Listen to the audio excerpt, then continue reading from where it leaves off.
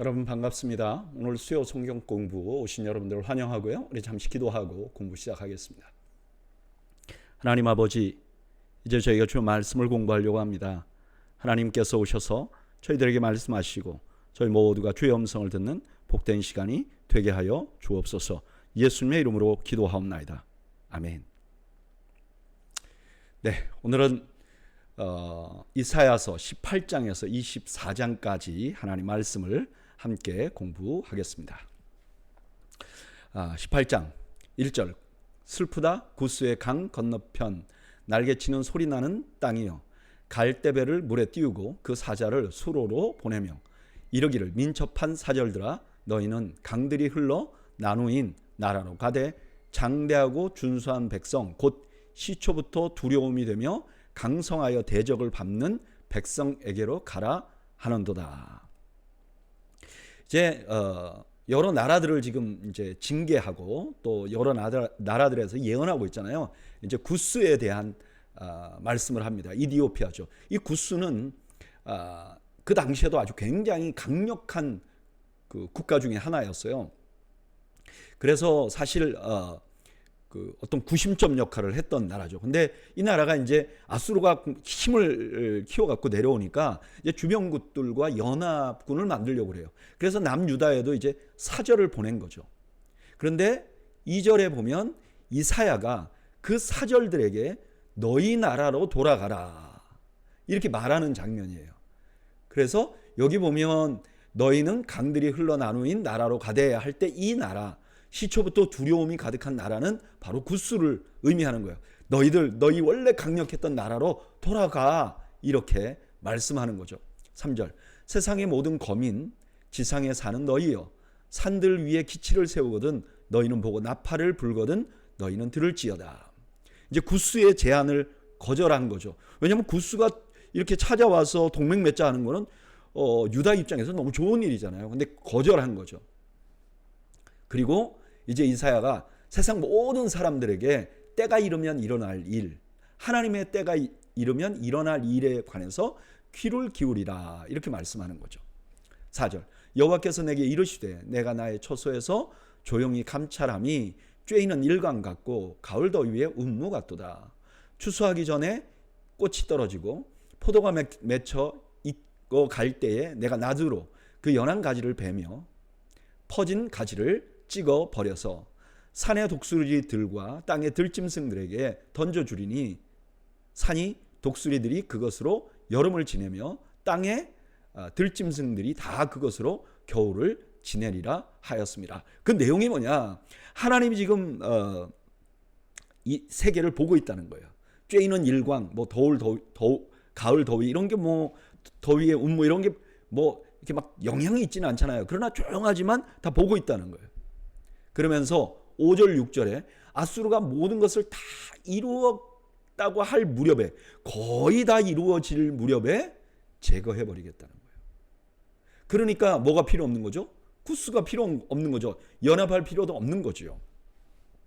7절 그때 강들이 흘러 나누인 나라에 장대하고 준수한 백성 곧 시초부터 두려움이 되며 강성하여 대적을 밟는 백성이 만군의 여호와께 드릴 예물을 가지고 만군의 여호와의 이름을 두신 곳 시온산에 이르리라. 이번에는 사절들이 연합하자고 한 게 아니라 유다 백성들 정말 그 어떻게 아수르를 물리쳤습니까? 그러면서 조공을 바치게 될 거라는 거예요.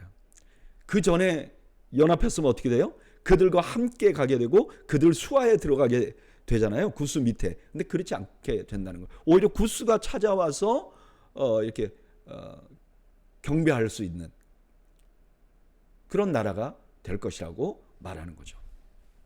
19장 1절 애굽에 관한 경고라 보라 여호와께서 빠른 구름을 타고 애굽에 임하시리니 애굽의 우상들이 그 앞에서 떨겠고 애굽인의 마음이 그 속에서 녹으리로다. 내가 애굽인을 격동하여 애굽인을 치리니 그들이 각기 형제를 치며 각기 이웃을 칠 것이요 성읍이 성읍을 치며 나라가 나라를 칠 것이며. 이제 애굽에 대한 경고를 주는데 하나님께서 구름을 타고 내려온다는 거예요. 이거는 심판을 위해서 내려오는 거죠. 그리고 한 말씀 뭐예요? 외부에서 침략 오기 전에 너희 안에 내전이 발생할 거야. 애굽에게. 그렇게 말한 거죠. 3절 애굽인의 정신이 그 속에서 쇠약할 것이요 그의 계획을 내가 깨뜨리리니 그들이 우상과 마술사와 신접한 자와 요술계에게 물으리로다. 내가 애굽인을 잔인한 주인의 손에 붙이리니 포악한 왕이 그들을 다스리리라. 주 만군의 여호와의 말씀이니라. 내전이 일어나니까 심리적으로 무너져서 종교가 무력화되고 그다음에 외부에 강력한 군대가 쳐들어올 것이다. 이게 애굽에게 하는 예언이에요. 5절 바닷물이 없어지겠고 강이 잦아서 마르겠고 강들이 악취가 나겠고 애굽의 강물은 줄어들고 마름으로 갈대와 부들이 시들겠으며 나일 가까운 곳 나일 언덕의 초장과 나일 강 가까운 곡식밭이 다 말라서 날려가 없어질 것이며 어부들은 탄식하며 나일강에서 낚시를 던지는 자마다 슬퍼하며 물 위에 그물을 치는 자는 피곤할 것이며 세마포를 짜는 자와 배 짜는 자들이 수치를 당할 것이며 그의 기둥이 부서지고 품꾼들이 다 마음에 근심하리라. 이런 외부에서 쳐들어오면 어떻게 되느냐? 나일강이 말라버린다는 거예요. 이거는 있을 수 없는 일이거든요. 나일강 절대 안 마르는 거예요. 근데 외구에서 쳐들어오면 나일강이 마르는 것처럼 그렇게 아주 그 나라가 그냥 큰 고통에 빠질 것이다. 여기 강이 마르니까 세마포를 짜고 배를 짜는 아마를 더 이상 제작할 수 없다고 구절이 그런 말을 하는 거죠. 11절 소안의 방백은 어리석었고 바로의 가장 지혜로운 모사의 책략은 우둔하여졌으니 너희가 어떻게 바로에게 이르기를 나는 지혜로운 자들의 자손이라 나는 옛 왕들의 후예라 할 수 있으랴. 너희 지혜로운 자가 어디 있느냐? 그들이 만군의 여호와께서 애굽에 대하여 정하신 뜻을 알 것이요 곧 내게 말할 것이니라. 소안의 방백들은 어리석었고 노베의 방백들은 미혹되었도다. 그들은 애굽 종족들의 모퉁이 도리건을 애굽을 그릇가게 하였도다. 여기 소안과 노베 방백은 애굽의 최고의 정치인들과 고문들이었어요. 근데 그들이 어리석게 될 거라는 거예요. 잘못된 판단을 하게 될 것이라는 거예요. 위기가 왔는데 나라의 지도자들이 잘못된 판단을 하게 될 거라는 거예요. 14절 여호와께서 그 가운데 어지러운 마음을 섞으셨으므로 그들이 애굽을 매사에 잘못 가게 함이 취한 자가 토하면서 비틀거림 같게 하였으니 애굽에서 머리나 꼬리며 종로나무 가지나 갈대가 아무 할 일이 없으리라. 그 어지러운 마음은 왜곡되는 거예요. 이렇게 지혜가 없어지니까 막 제대로 판단을 못하게 되는 거죠. 그래서 애굽에는 그냥 상류층이나 하류층이나 아무 할 일이 없어질 거라고 말합니다. 오늘 본문 18장의 내용은 구스에 대한 내용이에요. 구스는 애굽 유다와 동맹을 맺고 아수르와 대적하자 그랬는데 하나님 맞지 말라 그래요. 왜 그래요? 하나님이 그 유다를 구할 거예요. 그래서 구하고 나면 구스가 와서 오히려 조공을 바칠 건데 지금 맺지 말라는 거예요. 그리고 19장에는 애굽에 대한 말씀이 나와요.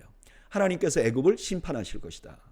어떻게 심판하냐? 심판은 내부와 내전이 먼저 생기고 외부에서 침입이 일어날 것이고 그것 때문에 나라가 나일강이 마르는 것처럼 아주 극심하게 황폐해질 거예요. 그리고 왜 그렇게 되느냐?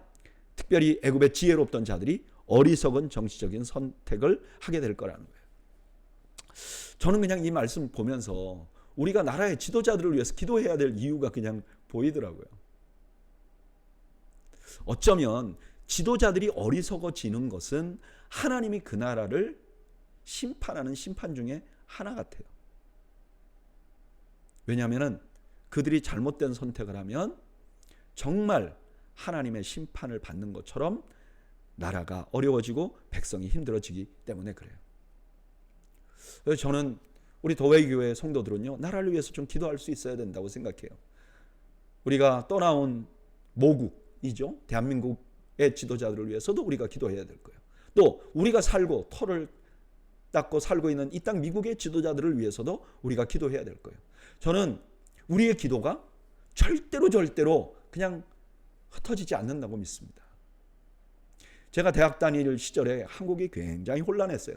근데 많은 젊은이들이 어떻게 되느냐, 우리가 나가서 돌을 던져야 되느냐, 또 많은 크리스천 학생들은 기도해야 되지 않느냐. 근데 그렇게 기도해야 된다고 말하는 크리스천 청년들에게 데모하는 청년들이 그랬어요. 너희들 비겁하다. 근데 저는 나가서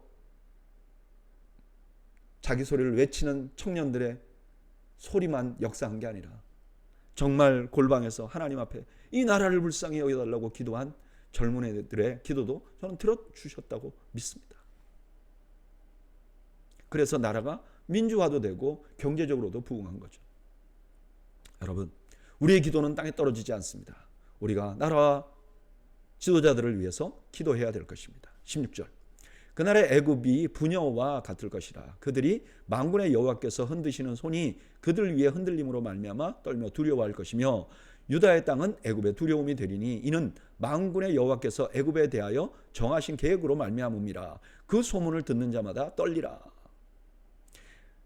바로 직전에 애굽에 대해서 강력하게 경고했잖아요. 그리고 그 경고가 시행되는 날이 바로 그날이에요. 그날. 16절 그날. 그리고 하나님이 흔드시는 손은 심판을 말하는 거죠. 그들은 하나님의 심판을 두려워하고 하나님의 나라인 유다를 두려워하게 될 거예요. 18절, 그날에 애굽 땅의 가나안 방언을 말하며 만군의 여호와를 가리켜 맹세하는 5 성읍이 있을 것이며 그 중에 하나는 멸망의 성읍이라 칭하리라. 그날에 애굽 땅 중앙에는 여호와를 위하여 제단이 있겠고 그 변경에는 여호와를 위하여 기둥이 있을 것이요. 애굽 땅 일부가 하나님을 섬기게 될 거라는 거예요. 그리고 애굽 땅 중앙에는 여호와를 위하여 제단과 기둥이 있을 거라는 거예요. 근데 여기 그 성 중에 하나가 멸망의 성읍이라고 그러잖아요. 이 말이 이제 태양의 성읍이라는 말하고 히브리어의 발음이 거의 같다고 그래요. 그래서 지금 태양의 성읍은 뭐죠? 그 태양신을 섬기던 곳이잖아요. 근데 그것이 멸망할 성읍이 돼버린 거예요. 태양신을 섬기던 자들이 멸망을, 그리고 거기에 그 태양신을 섬기던 자들은 멸망하고 그 다음에 거기에 하나님을 섬기는 제단이 있게 될 것이다 라고 말하는 거죠. 20절, 이것이 애굽 땅에서 만군의 여호와를 위하여 징조와 증거가 되리니 이는 그들이 그 압박하는 자들로 말미암아 여호와께 부르짖겠고 여호와께서는 그들에게 한 구원자이자 보호자를 보내사 그들을 건지실 것임이라. 여호와께서 자기를 애굽에 알게 하시리니 그날에 애굽이 여호와를 알고 재물과 예물을 그에게 드리고 경배할 것이요 여호와께 서원하고 그대로 행하리라. 그들이 그렇게 고난을 당할 때 하나님께 부르짖을 것이고 하나님께서 그들의 보호자를 보내실 거예요. 그리고 애굽이 하나님을 알게 될 것이라는 거예요. 여호와께서 애굽을 치실지라도 치실지라도 치시고는 고치실 것이고 그들이 여호와께로 돌아올 것이라. 여호와께서 그들의 간구함을 들으시고 그들을 고쳐 주시리라. 애굽은 심판을 받을 거예요. 그러나 또 고침을 받을 거예요. 이방 나라라도 하나님 앞에 돌아오면 하나님이 받아주실 것이라는 거예요. 23절, 그날에 애굽에서 아수르로 통하는 대로가 있어 아수르 사람은 애굽으로 가겠고 애굽 사람은 아수르로 갈 것이며 애굽 사람이 아수르 사람과 함께 경배하리라. 그날에 이스라엘이 애굽 및 아수르와 더불어 셋이 세계 중에 복이 되리니 이는 만군의 여호와께서 복 주시며 이르시되 내 백성 애굽이요 내 손으로 지은 아수르요 나의 기업 이스라엘이요 복이 있을지어다 하실 것입니다. 아수르와 또 애굽이 화해할 거예요. 후에. 그리고 이들과 유다까지 합쳐서 이스라엘까지 합쳐서 세계의 복이 될 것이다. 전 세계의 복이 될 것이다. 지금 하나님께서 그냥 유대인들만의 하나님이 아니라 온 세상의 하나님이시라는 걸 지금 드러내고 계시는 거죠. 1절, 아수르의 사르곤 왕이 다르단을 아스돗으로 보내매 그가 와서 아스돗을 쳐서 취하던 해. 자, 지금 19장까지는 예언의 말씀이에요. 앞으로 이렇게 될 것이다. 근데 20장에서는 현실로 돌아와요. 현실은 뭐예요? 아수르가 지금 아스돗, 즉 블레셋을 지금 치고 있는 거예요. 이런 상황이에요. 2절, 그때 여호와께서 아모스의 아들 이사야에게 말씀하여 이르시되 갈지어다 내 허리에 배를 끄르고 내 발에서 신을 벗을지어다 하매 지니라 하시매 그가 그대로 하여 벗은 몸과 벗은 발로 다니니라. 여호와께서 이르시되 나의 종 이사야가 3년 동안 벗은 몸과 벗은 발로 다니며 애굽과 구스에 대하여 징조와 예표가 되었느니라. 이와 같이 애굽의 포로와 구스에 사로잡힌 자가 아수르 왕에게 끌려갈 때에 젊은 자나 늙은 자가 다 벗은 몸과 벗은 발로 볼기까지 드러내어 애굽의 수치를 보이리니. 이제 그날이 되니까 이제 미래에는 희망이 있지만 지금 너희들 포로로 잡혀갈 거야. 그걸 보여주기 위해서 이사야가 벗고 다녔다는 거예요. 5절, 그들이 바라던 구스와 자랑하던 애굽으로 말미암아 그들이 놀라고 부끄러워할 것이라. 그날에 이 해변 주민이 말하기를 우리가 믿던 나라 곧 우리가 아수르 왕에게서 벗어나기를 바라고 달려가서 도움을 구하던 나라가 이같이 되었은즉 우리가 어찌 능히 피하리요 하리라. 이제 해변 주민은 가나안 해변 지역에 있던 블레셋 사람과 유다를 포함한 반 아수르 진영을 구축했던 나라들이에요. 근데 이들이 이렇게 반 이스라엘을 했던 이유는 구스와 애굽을 치려고 했는데 그들이 망해버린 거죠. 절망하는 모습을 보여줍니다. 오늘 본문에는 애굽에 대한 회복의 여인으로 시작합니다. 강력한 침략을 받은 애굽은 하나님을 섬기기 시작할 거예요. 그런 애굽을 하나님께서 회복시켜 주실 거예요. 그리고 궁극적으로는 아수르조차도 애굽과 화합해서 이스라엘과 더불어 하나님께 쓰임받는 날이 올 거예요. 그런데 지금은 어떠냐? 지금은 심판의 시작이에요. 아수르가 아스도누스를 침략했는데 결국은 구스와 애굽도 그들에게 포로로 잡힐 것이라고 말하는 거예요. 왜 이런 말씀을 하고 있죠? 이스라엘에게 구스와 애굽을 의지하지 말라는 거죠. 저는 여기서 하나님께서 왜 이렇게 길게 구스와 애굽에 대해서 말씀하셨는지 알 것 같아요. 왜냐? 그 백성들이 그들을 의지할까 봐. 여러분, 이만큼 하나님께서는요, 하나님 대신 무언가 의지하는 것을 싫어하세요. 그래서 예레미야 17장 5절에 이렇게 말합니다. 여호와께서 이와 같이 말씀하시니라. 무릇 사람을 믿으며 육신으로 그의 힘을 삼고 마음이 여호와에게서 떠난 그 사람은 저주를 받을 것이라. 저주를 해버려요. 여러분, 사람은 의지하면 안 돼요. 누구만 의지해야 되죠? 하나님만 의지해야 되죠. 저는 여러분들이 하나님만 의지하시는 그런 은혜가 있으시기를 주의 이름으로 축원합니다. 21장 1절 해변 광야에 관한 경고라. 적병이 광야에서 두려운 땅에서 네겝 해오리 바람같이 몰려왔도다. 21장은 바벨론, 에돔, 아라비아에 대한 예언이에요. 근데 바벨론을 해변 광야라고 그래요. 바벨론은 해변하고는 상관이 없어요.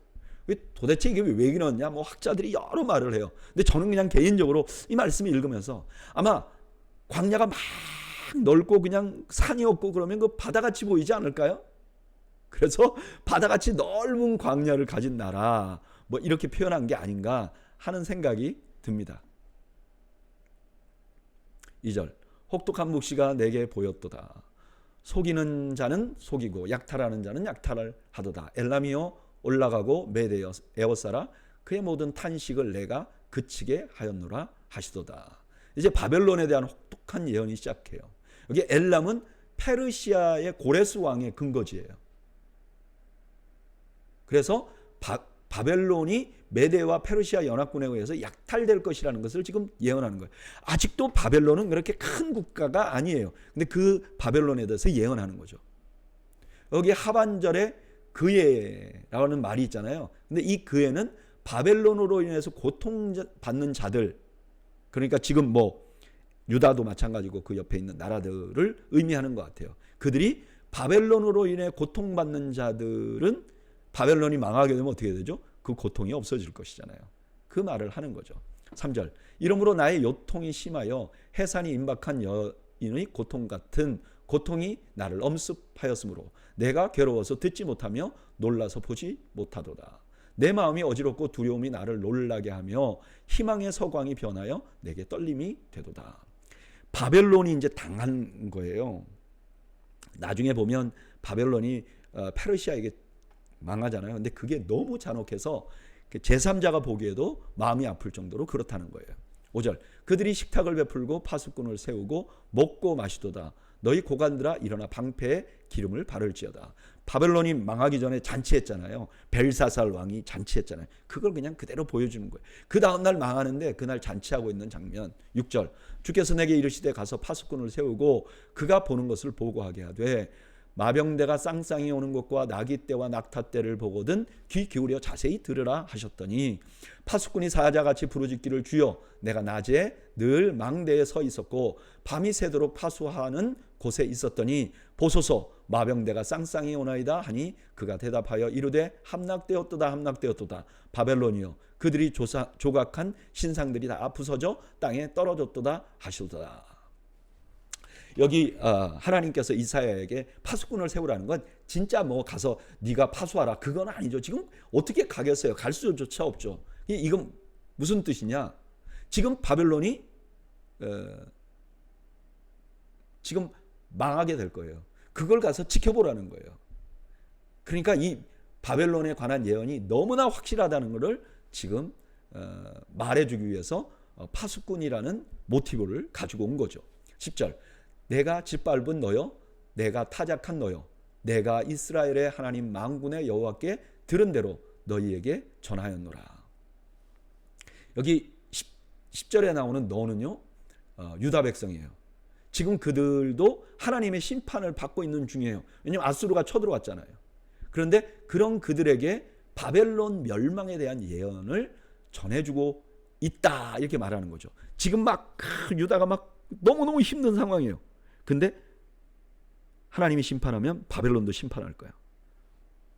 이게 뭔가 희망이 생기지 않나요? 지금 당하는 거는 아수르한테 당하고 있거든요.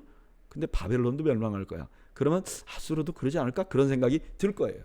11절 두마에 관한 경고라. 사람이 세일에서 나를 부르되 파수꾼이여 밤이 어떻게 되었느냐. 파수꾼이여 밤이 어떻게 되었느냐. 파수꾼이 이르되 아침이 오나니 밤도 오리라. 내가 물으려거든 물으라. 너희는 돌아올지니라 하더라.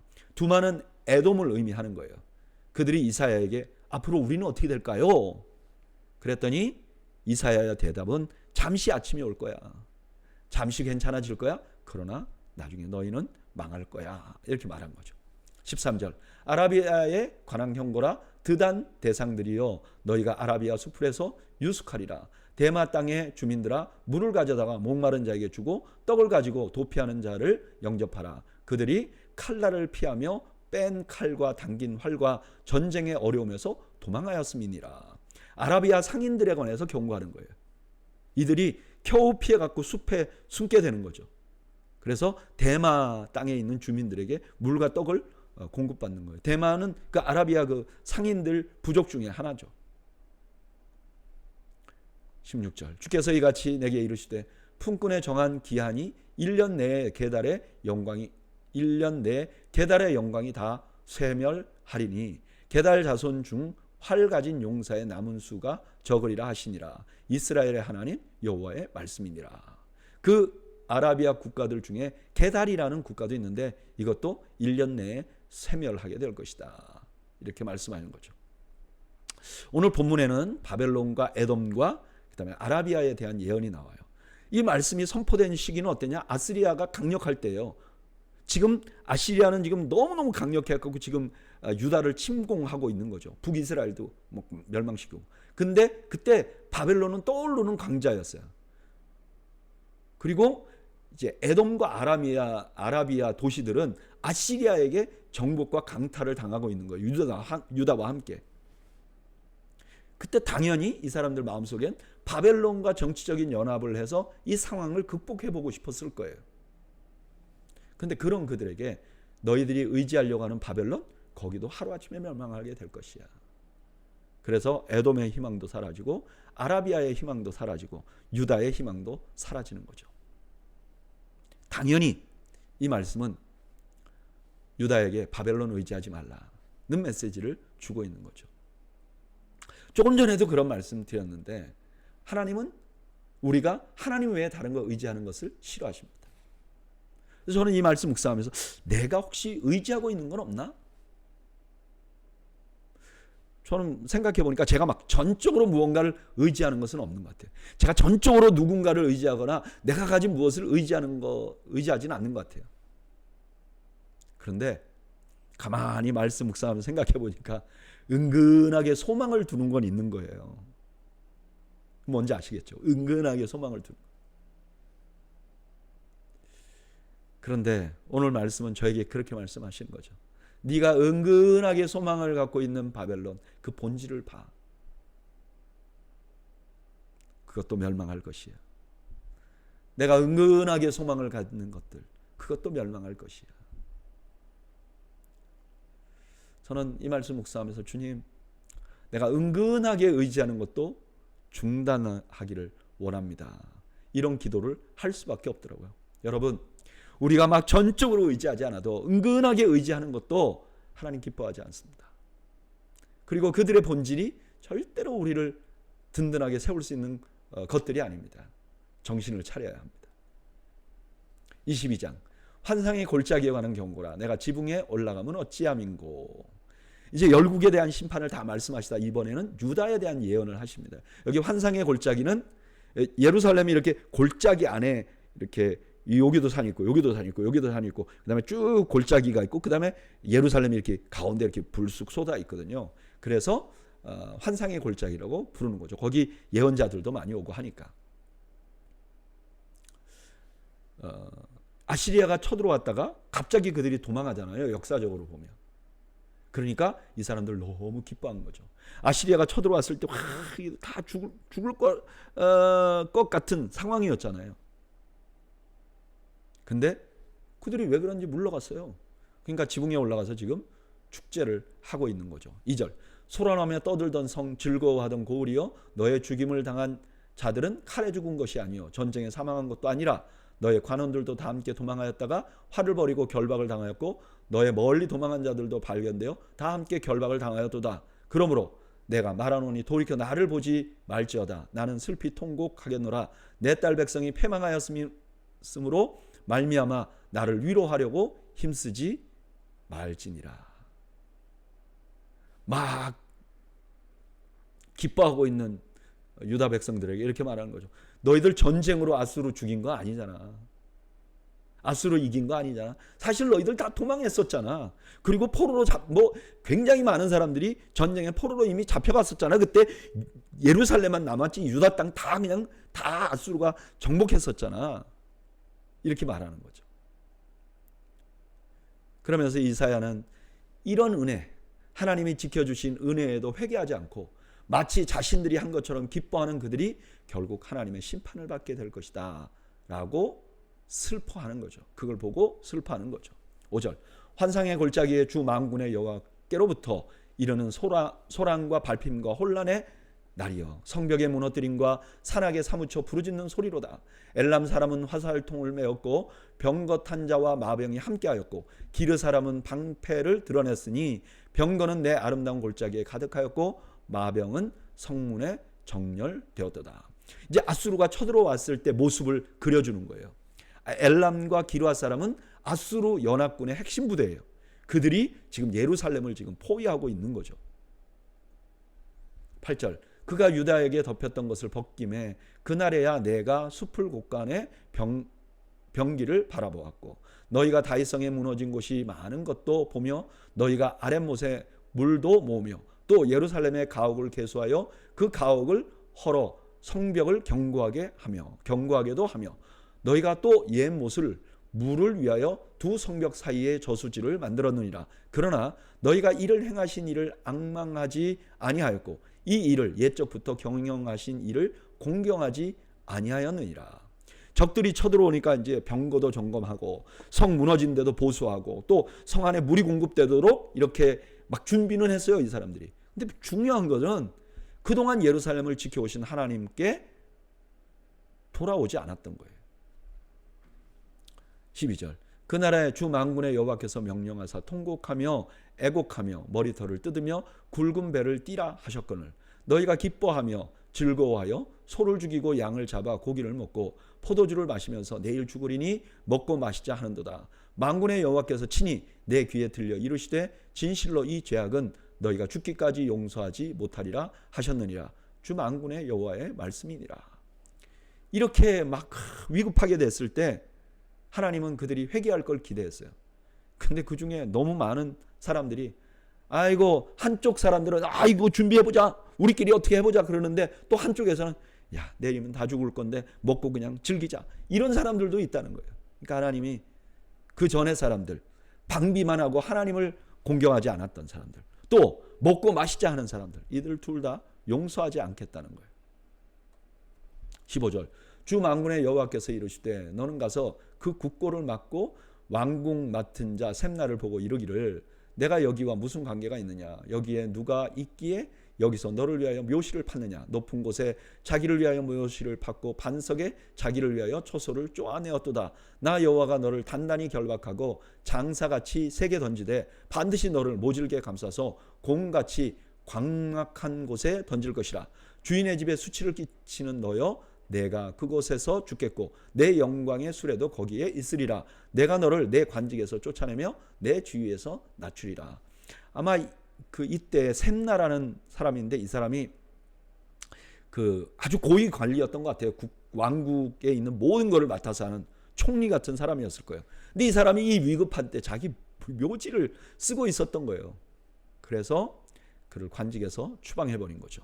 그리고 20절, 그날에 내가 hilkiya의 아들 중에 아들 내 종 엘리야김을 불러 내 옷을 그에게 입히며 내 띠를 그에게 띄워 힘있게 하고 내 정권을 그의 손에 맡기리니 그가 예루살렘 주민과 유다의 집의 아버지가 될 것이며 내가 또 다윗의 집 열쇠를 그의 어깨에 두리니 그가 열면 닫을 자가 없겠고 닫으면 열 자가 없으리라. 이제 셈나가 가졌던 권한을 엘리야김에게 줬어요. 이 엘리야김은 왕 엘리야김이 아니에요. 그냥 이제 총리라는 엘리야김이 이제 국내 대신이 되는 거예요. 근데 이 사람의 권한을 뭐라 그러면 열면 닫을 자가 없겠고 닫으면 열 자가 없으리라 그래요. 이거를 요한계시록에서 예수 그리스도의 능력이 어떤 것이냐라고 할 때 이렇게 표현해요. 곧 열면 닫을 사람이 없고 닫으면 열 사람이 없는 분이다라고 설명을 해요.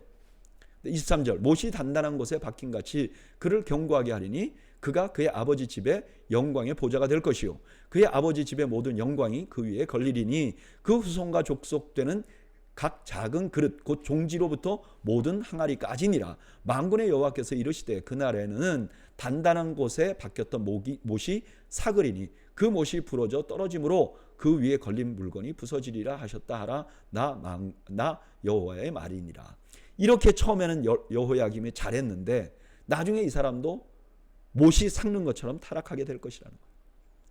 그래서 신약의 사람들은 이 하나님께서 주신 이 예언은 메시아 예언이다. 그리고 결국 마지막에는 이 예수님께서 이 진짜 열면 닫을 사람이 없고 닫으면 열 사람이 없는 열림문의 권세를 가진 분이다 라고 설명한 거죠. 오늘 본문에는 예루살렘에 관한 예언의 말씀입니다. 그들은 아수르가 침략한 위기를 앞두고 두 가지 반응을 해요. 한 가지는 막 철저하게 준비합니다. 또 한 가지는 포기하고 막 그날을 즐기는 거예요. 근데 둘 다 하나님이 기대하는 자세는 아니었어요. 하나님께서 그들에게 기대하는 건 뭐였을까요? 돌아오는 거죠. 근데 그렇게 안 했어요. 그리고 정작 아수르가 물러가자 자기들이 한 것처럼 막 축제를 벌려요.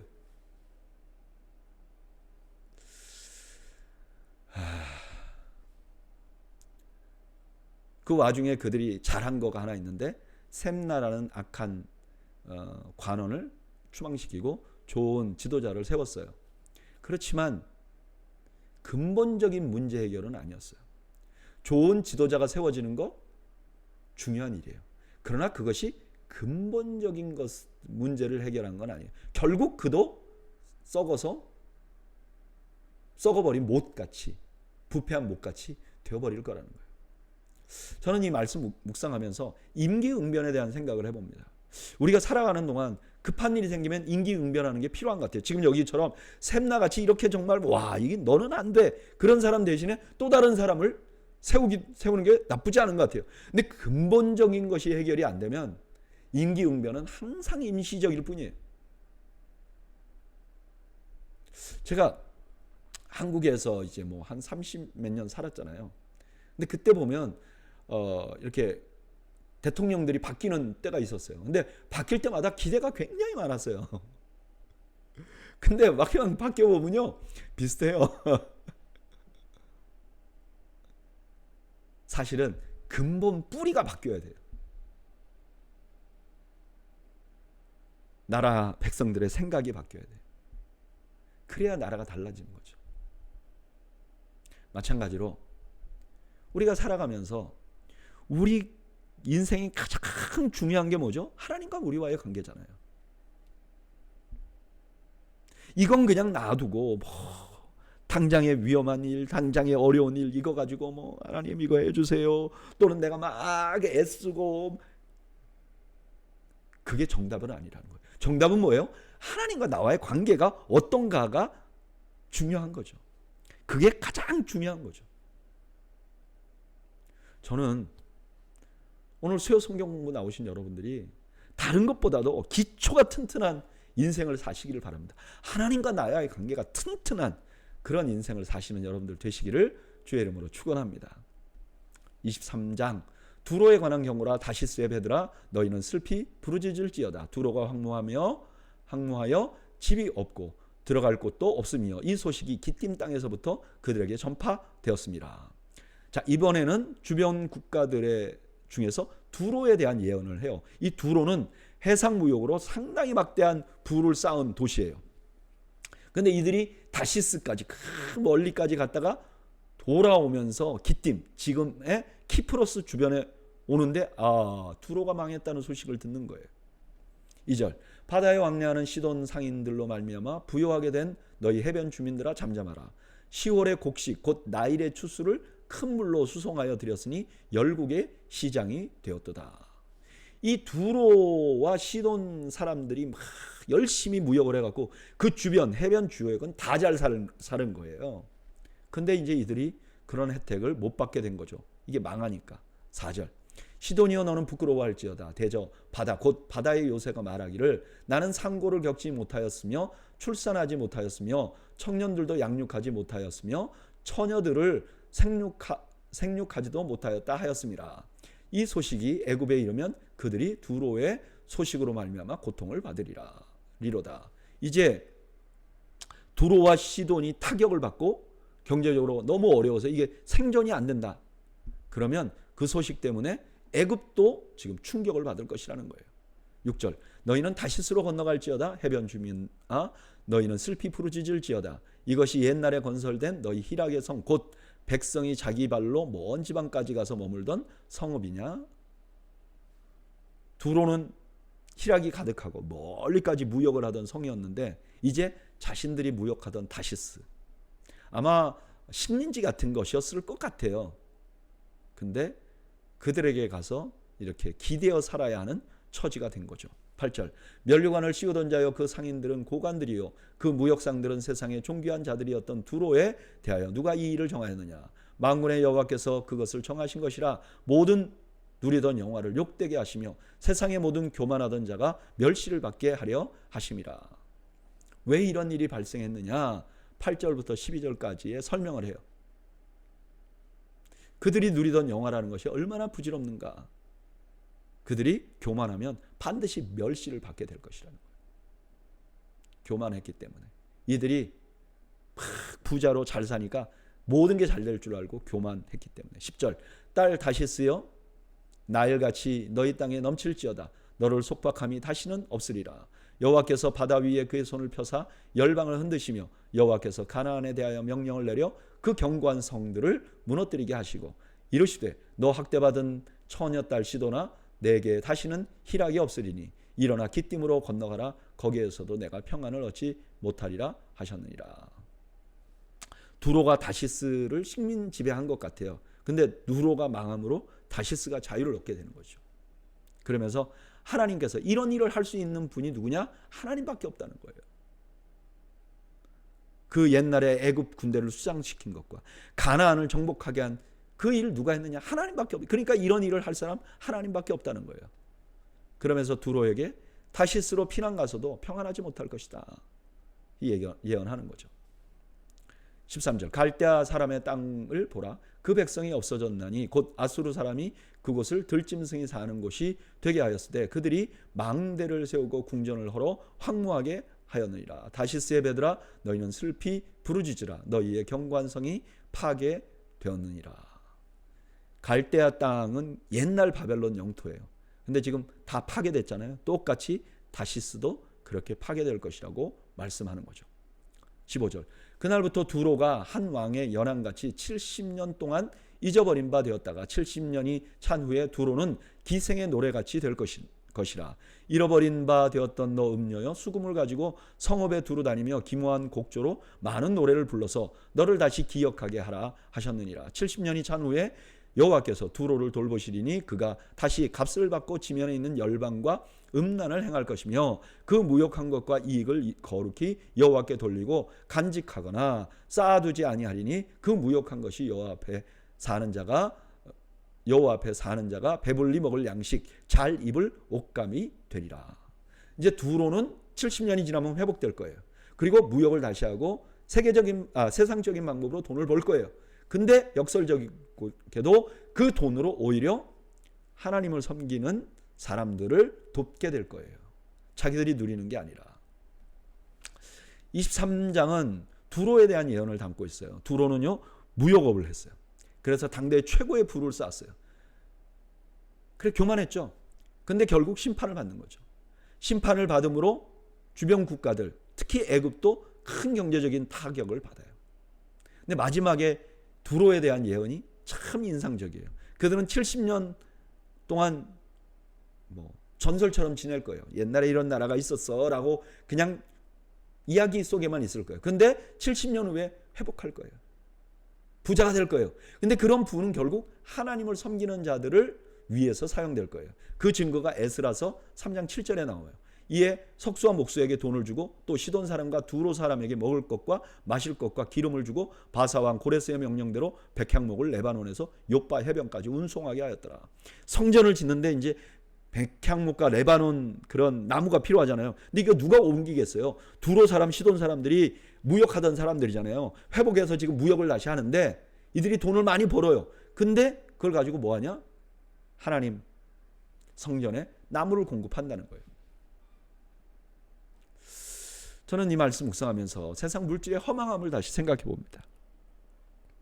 우리는 물질을 열심히 모을 수는 있어요. 그래서 저희들의 통장에 넣을 수는 있죠. 그러나 그걸 영원히 소유할 수는 없어요. 그리고 내가 가진 물질이 궁극적으로 무엇을 위해 사용될 건지도 우리가 결정 못해요. 그래서요, 우리는 물질을 모으면서 더 겸손해야 돼요. 그리고 하나님의 영광만을 위해서 쓰이도록 기도해야 되는 거죠. 저는 물질을 모으는 것보다 더 중요한 게 잘 쓰이도록 기도하는 일이라고 생각해요. 교회가 그러해야 되고 개인도 마찬가지입니다. 하나님 앞에 하나님, 내가 가지고 있는 물질을 참 하나님 영광을 위해서 쓰일 수 있도록 하나님 나를 도와달라고 기도하는 여러분들이 되시기를 바랍니다. 24장 1절 보라 여호와께서 땅을 공허하게 하시며 황폐하게 하시며 지면을 뒤집어 엎으시고 그 주민을 흩으시리니. 자, 24장에서 27장까지는 각 국가의 심판을 넘어서 이제 온 세상에 대한 심판을 해요. 땅을 완전히 뒤집어 엎을 것이다 이렇게 말씀하시는 거죠. 백성과 제사장이 같을 것이며 종과 상전이 같을 것이며 여종과 여주인이 같을 것이며 사는 자와 파는 자가 같을 것이며 빌려주는 자와 빌리는 자가 같을 것이라. 이자를 받는 자와 이자를 내는 자가 같을 것이라. 땅이 온전히 공허하게 되고 온전히 황무하게 되리라. 여호와께서 이 말씀을 하셨느니라. 어떤 주민도 특권이 없고 모두 심판을 받을 것이라는 거예요. 그래서 그냥 창조 이전에 공허하게 된 그때처럼 그렇게 될 것이라는 거예요. 4절 땅이 슬퍼하고 쇠잔하며 세계가 쇠약하고 쇠잔하며 세상 백성 중에 높은 자가 쇠약하며 땅이 또한 그 주민 아래에서 더럽게 되었으니 이는 그들이 율법을 범하여 율례를 어기며 영원한 언약을 깨뜨렸습니다. 그러므로 저주가 땅을 삼켰고 그 중에 사는 자들이 정죄를 당하였고 땅의 주민이 불타서 남은 자가 적도다. 이런 심판이 임하는 것은 사람 때문이에요. 사람이 죄를 지면 땅도 망가지는 거죠. 왜 땅이 이렇게 망가지느냐? 사람 때문에 그렇다는 거예요. 7절 새 포도즙이 슬퍼하고 포도나무가 쇠잔하며 마음이 즐겁던 자가 다 탄식하며 솟구치는 기쁨이 그치고 즐거워하는 자의 소리가 끊어지고 수금 타는 자의 기쁨이 그쳤으며 노래하면서 포도주를 마시지 못하고 독주는 그 마시는 자에게 쓰게 될 것이라. 약탈을 당한 성읍이 허물어지고 집마다 닫혀서 들어가는 자가 없으며 포도주가 없으므로 거리에서 부르짖으며 모든 즐거움이 사라졌으며 땅의 기쁨이 소멸되었었도다. 성읍이 황무하고 성문이 파괴되었느니라. 약탈당하고 파괴돼서 성문이 황무하게 될 것이라는 거예요. 즐거움이 다 사라지게 될 것이라는 거예요. 13절 세계 민족 중에 이러한 일이 있으리니 곧 감람나무를 흔든 같고 포도를 거둔 후에 그 남은 것을 주움 같을 것이라. 감람나무 흔든다는 것은 이게 뭐 뭔가를 그걸 따려면 이렇게 손으로 따야 되잖아요. 근데 아니고 막 흔든단 말이에요. 이유는 다 따지 않는 거죠. 그렇게 하면 맨 꼭대기에 몇 개는 남아요. 그러니까 심판을 할 거야. 그런데 남겨질 자들이 있을 거야 라고 말하는 거죠. 오늘 본문은 하나님의 심판이 단순히 어느 나라에만 국한되지 않을 것이라고 말해요. 모든 사람들에게 임할 것이라고 말해요. 심지어 땅도 황폐할 것이라고 말해요. 왜 땅까지 황폐되느냐? 땅 위에 사는 인간이 죄를 지었기 때문이라는 거예요. 그런데 이렇게 전 세계적인 심판 가운데서도 남겨지는 자가 있을 거라는 거예요. 소돔과 고모라의 롯의 가족이 살아남았고 홍수 때의 노아 가족이 살아났듯이 이렇게 남겨진 자들이 있을 것이라는 거예요. 여러분, 이게 인류의 희망이라는 거예요. 여러분, 우리의 희망은요, 우리가 뭔가 개선하는 데 있지 않아요. 하나님의 긍휼에 의해서 남겨진 자들이 있을 것이 희망이에요. 희망은 어디에 두어야 되냐? 하나님의 사랑에 희망이 있는 거예요. 그래서 요한이 이렇게 말해요. 요한일서 4장 9절에 하나님의 사랑이 우리에게 이렇게 나타난 바 되었으니 하나님이 자기의 독생자를 세상에 보내심은 그로 말미암아 우리를 살리려 하심이라. 여러분, 우리의 소망은 내가 이렇게 죄를 짓고 이렇게 망가져 있고 이렇게 하나님 앞에 제대로 순종하지 못하는데도 여전히 나를 사랑하시는 하나님이 우리의 소망인 거죠. 그래서 우리는 내일을 기대할 수 있는 거죠. 그 사랑의 정점이 십자가의 예수 그리스도인 거죠. 14절 무리가 소리를 높여 부를 것이며 여호와의 위엄으로 말미암아 바다에서부터 크게 외치리니 그러므로 너희가 동방에서 여호와를 영화롭게 하며 바다 모든 섬에서 이스라엘의 하나님 여호와의 이름을 영화롭게 할 것이라. 이제 14절부터는 13절에 남겨진 자들과 연관이 있어요. 심판에 남겨진 자들이 곳곳에 있을 거예요. 동방에서, 이들이 생각지 못했는데 동방에서, 그다음에 섬에서 있을 거예요. 그들이 하나님을 찬양할 거예요. 16절 땅끝에서부터 노래하는 소리가 우리에게 들리기를 의로우신 이에게 영광을 돌리세 하도다. 그러나 나는 이르기를 나는 쇠잔하였고 나는 쇠잔하였으니 내게 화가 있도다. 배신자들은 배신하고 배신자들이 크게 배신하였도다. 온 세상에 찬송 소리가 들릴 거예요. 근데 이사야는 후에 남은 자들이 하나님을 찬양할 것이지만 지금은 배신하고 있는 백성들을 보면서 막 마음 아파해요. 17절 땅의 주민들아 두려움과 함정과 올무가 내게 이르렀나니 두려운 소리로 말미암아 도망하는 자는 함정에 빠지겠고 함정 속에서 올라오는 자는 올무에 걸리리니 이는 위에 있는 문이 열리고 땅의 기초가 진동함이라. 이렇게 배신하는 자들에게는 두려움과 함정과 올무, 이게 고대에 사냥하던 방법인데 그냥 완벽한 사냥법이죠. 19절 땅이 깨지고 깨지며 땅이 갈라지고 땅이 흔들리며 땅이 취한 자같이 비틀비틀하며 원두막같이 흔들리며 그 위에 죄악이 중함으로 떨어져서 다시는 일어나지 못하리라. 그날에 여호와께서 높은 데에서 높은 군대를 벌하시며 땅에서 땅의 왕들을 벌하시리니 그들이 죄수가 깊은 옥에 모임같이 모이게 되고 옥에 갇혔다가 여러 날 후에 형벌을 받을 것이라. 19절부터 20절은 지진을 모티브로 한 말씀이에요. 그리고 왕들을 벌하는 것을 그들을 조종하고 있는 악한 세계가 벌받는 것이라고 영적인 눈을 뜨라 그래요. 그리고 22절에 보면 옥에 갇혔다가 다시 나올 것이다. 뭐 이런 말은 요한계시록 20장에 무조갱에 갇혔다가 심판을 받는 그런 악한 자들, 사탄에 관한 모습의 모티브가 되는 거죠. 23절 그때에 달이 수치를 당하고 해가 부끄러워하리니 이는 만군의 여호와께서 시온산과 예루살렘에서 왕이 되시고 그 장로들 앞에서 영광을 나타내실 것입니다. 재앙 때는 어떤 피조물도 다 빛을 잃을 거예요. 왜요? 오직 하나님의 영광만이 드러나야 되니까. 오늘 본문은 남은 자들이 하나님을 찬양하는 것으로 시작합니다.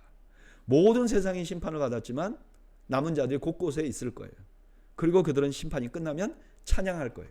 그러나 아직 심판은 오지 않았고 사람들이 그것을 몰라요.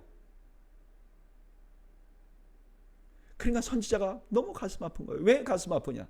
이 심판이 너무나 철저하게 될 것이기 때문에 막 땅이 흔들리고 막 세상 권력이 심판을 받게 될 것이고 마치 대청소가 일어나는 것처럼 그렇게 될 거예요. 근데 이 대청소가 끝나면 어떻게 되느냐? 하나님께서 영광 중에 있게 된다는 거예요. 저는 이 마지막을 읽으면서 이게 절망이 아니라 희망이라는 것이 생각이 됩니다. 여러분, 하나님이 영광을 받으신다는 건 하나님을 섬기는 자들에게는 절대로 절망이 될 수 없어요. 그죠? 제가 여기서 하나 알게 된 사실이 있어요. 하나님이 영광 받으시는 것이 왜 그렇게 중요한지 여러 가지 이유가 있죠. 하나님 자신이 영광 받으셔야 할 만한 분이라서, 합당한 걸 올려드려야 해서. 그런데 또 하나의 중요한 이유가 있다는 거예요. 그게 뭐죠? 하나님이 영광을 받으시는 동안 우리는 절망할 수 없어요. 그래서 우리가 인생을 살다 보면 실패하기도 하고 성공하기도 하고 신앙생활 잘하기도 하고 뭐 잘못하기도 하고 그러잖아요. 근데 이 모든 것은 작은 전투와 같아요. 이겼다 졌다 이겼다 졌다. 우리 신앙생활도 그렇고 우리 인생도 그렇고 엎치락뒤치락 하잖아요. 근데 마지막에 결국 하나님이 이겨버리면 우리는 다 이기는 거예요. 나는 매일같이 졌지만 하나님이 이겨버리면 다 이기는 거예요. 마치 일제시대 끝 무렵에 일본 사람들이 그 세계전쟁을 일으켜서 패했잖아요. 그래서 일본 왕이 항복했잖아요. 일본 왕이 항복을 하니까 어저께까지 칼 차고 힘주던 일본 순사들이 힘을 잃게 되는 거죠. 우리가 독립을 쟁취하는 거잖아요. 똑같이 우리 하나님의 영광을 받으시면 다 끝난다는 거예요. 그래서 우리가 이 땅에서 갈망해야 될 게 뭐냐? 하나님이 영광을 받으시는 거예요. 하나님이 영광을 받으시면 끝나는 거예요. 그래서 하나님 영광 돌리는 찬양을 하면 가슴이 더 뜨거워지고 희망이 생겨요. 그래서 우리 예배 중에 영광 찬양을 하는 거죠. 저는 오늘 성경 공부 나오신 여러분들이 하나님께 영광 돌리는 일이 우리에게 실제적으로 어떤 의미가 있는지를 잊지 않는 여러분들이 되시기를 바랍니다. 그리고 그 하나님의 영광을 바라고 앙망하는 여러분들이 되시기를 주의 이름으로 축원합니다. 기도하겠습니다. 하나님 아버지, 영광을 받으셔야 할 하나님께서 영광 받으시는 자체를 기뻐하며 즐거워하는 우리 모두가 될 수 있도록 은혜를 베풀어 주시옵소서. 예수님의 이름으로 기도하옵나이다. 아멘. 이상으로 오늘 수요 성경 공부를 모두 마쳤습니다. 여러분들 가정에 주께서 주시는 평강이 함께 하시기를 주의 이름으로 축원합니다. 감사합니다.